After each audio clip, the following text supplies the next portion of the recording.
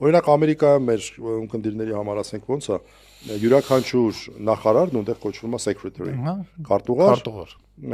պետք է առանձին հաստատվի խորհրդարանի երկու պալատների կողմից, չէ, սենատի կողմից, սենատի consent and եսի ինչով սենատ, տենց երկու տերմիններ ոնց որ թե։ Մի խոսքով, մենք այս պահին արդեն որի օր շաբաթն է, սպասի հաշվենք ամսի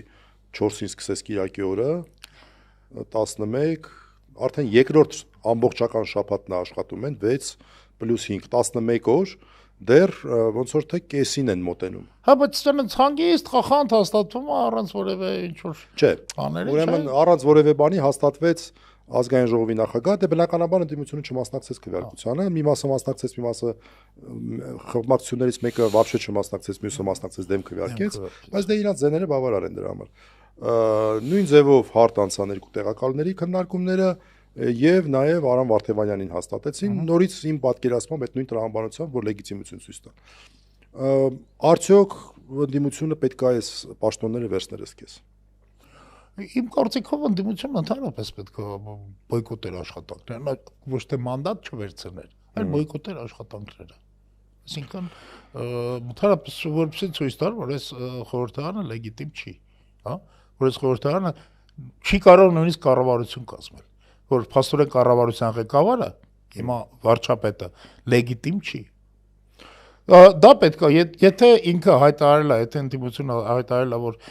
իր խնդիրը ուրեմն Նիկոլին հեռացնելն է, ուրեմն սա պետք է լինեն այն ամենապարզ էլեմենտար քայլերը, որ պետք է տաներ այդ ուղղությամբ։ Հասկացա քո մոտեցումը։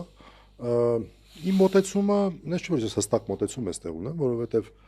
ամեն դեպքում ես դժվար եմ պատկերացնում, որովհետև սեղանի վրա չկա ընդդիմության պլանը, կոպիտ ասած։ Եվ եթե Չէ, բայց սեղանի վրա չկա, բայց կարծեմ ինչ-որ դարակում կա պլան B։ Դե ես չգիտեմ ինչ-որ տեղ կա, թե չկա։ Ասում եմ, որ մենք ունենք պլան B։ Դե չգիտեմ, պլանների ինչ են ոնց են, բայց ես օրինակ հետևյալ կերպ էի նայում, կար երկու տարբերակ, մանդատները вообще չվերցնել, բայց եթե մանդատները վերցնում ես, գուցե տրամաբանություն կա նրա մեջ, որ խորհրդարանական ոնց գործիքակազմը օգտագործես, չգիտեմ, ես չեմ պնդում որ դա։ Բայց ինչի համար օգտագործես, հենց այդ է հարցը, հենց այդ է հարցը, այդ հարցի պատասխանը մենք չենք կարող տալ, որովհետեւ էլի ուժեղ հարցեր տան, հետո ծեծուտեն, հետո այդ բանը գիտենք, չէ՞, մենք անցել ենք, որ ծես չեն ուտելու, էլի, այդպես առավել եւս, այդ խորհրդարանի ինչի՞։ Որ դաժե ծեծել չեն ուտելու։ Հա, որ դաժե ծես չեն ուտելու, չգիտեմ, ես լավ չեմ պատկերացնում, օրինակ մոտեցում կա, նորից ասեմ, չեմ ուզում իմ կարծիքը ասեմ, որտեղ դա միանշանակ չի։ Մոտեցում կա, որ եթե օրինակ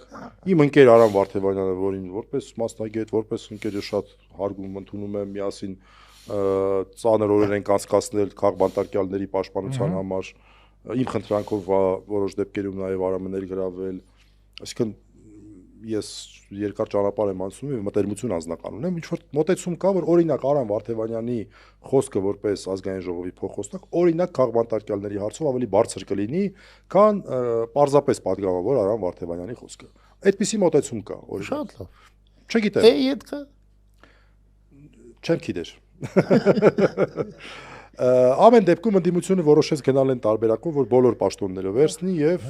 ակտիվորեն մասնակցի բարևարք կերպով, հա, բարևարք է։ Հա, բարեկրթության սահմաններում, ռուբինյանական բարեկրթությամբ, այդ բարեկրթությունն էլ խնդրեմ ունի, դա այնա որ ով է որոշում էլի բարեկրթության սահմանը։ Ռուբինյանը։ Դե Ռուբինյանն է որոշում։ Կամ կարող է պատահի Նիկոլն է որոշում, Ռուբինյանը ասում է այս է։ Ռուբինյանն էլ Ռուբինյանը բարձրաձայնում է, էլի դա մասին։ Չգիտեմ, ամեն դեպքում իմ կարծիքով եւ սա վախենում եմ, որ այդպես մի քիչ ժոստկի կարող է հնչի, բայց ինչ որ գայլու գառի։ Գիտես ինչ, հիմա խնդիրը հետեւյալն է, էլի, ես տեսնում եմ, որ ուրեմն հանրապետությունում լարվածությունը չի իջնում։ Հանրային լարվածությունը չի իջնում։ Եվ այս Էդգարի դեպքն էլ դա ցույց տվեց։ Որտեվ շատ օրգանիկ ձևով մարդիկ ասեցին, էս ինչ է կանում։ Էս ինչ է կանում, ընկերներ։ Հիմա անդրադառնանք բարեկիրթ ընդդիմությանը։ Այսինքն, եթե գնան ինչ-որ զարգացումներ, ինչ-որ փողոցային զարգացումներ, այս բարեկիրթ ընդդիմությունը ինքը արդեն իրեն դուրս է դնում այս զարգացումներից։ Այո։ Իսկ սա նշանակում, սա շատ վտանգավոր բան է։ Սա նշանակում է, որ այդ զարգացումները դժվար կառավարելի են լինելու։ Այսինքն, եթե դա լինի դե այստեղ դե ֆակտո դե յուրե կարող խառնեմ ընդդիմության կողմից, հա։ Դե։ Ընդդիմության կողմից, եթե դա կառավարվի, եթե դրա մենեջմենտը գնա նրանց կողմից, հա, ապա քիչ թե շատ կանխատեսելի ուղիներով կարող է գնա։ Իսկ եթե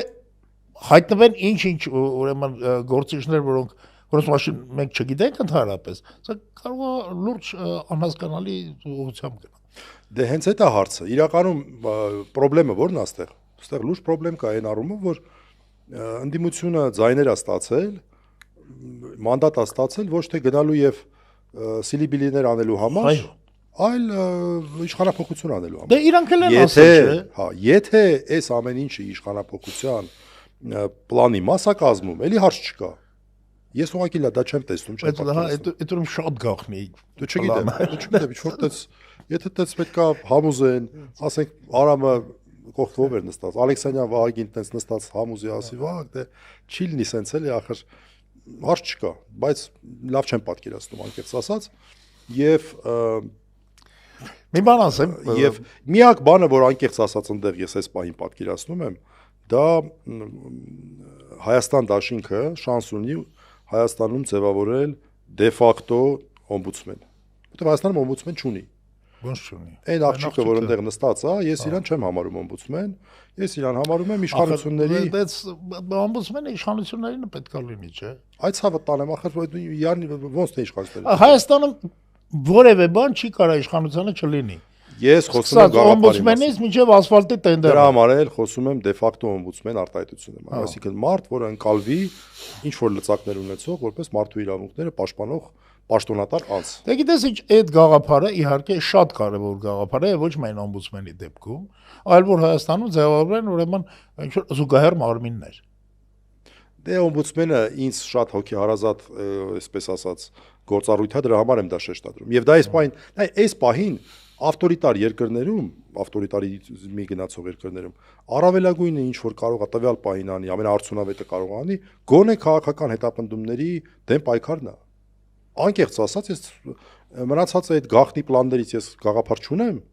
բայց այն որ մարդկանց պետքա պաշտպանել, այդտեղ գաղափար ունեմ, որտեվ ամեն օր տեսնում եմ մարդն վերջի քաղաքբանտարկյալն էլ մարտուններ Գրիգորյան, որ խայտարակ ուղակի բաներ, ասենք մարդը 3 ամիս է հայտարարել է, որ այս մարդը այս ինչ ենթադրյալ արարքն է կատարել եւ այլն, այդ մարդը այդ ընթացքում Հայաստանից դուրս է գալի, ներս է գալի, ակտիվ գործունեություն է իրականացնում եւ այլն, մեկ էլ բռնում ասում են դու պիտի կալանավորվես, ախպեր խի։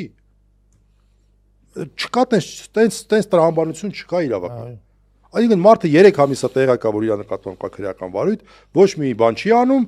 բայց այդ պահին արդեն կարող է խի, այստեղ вообще տրամաբանություն չկա, հասկանում ես։ Այս ամեն ինչը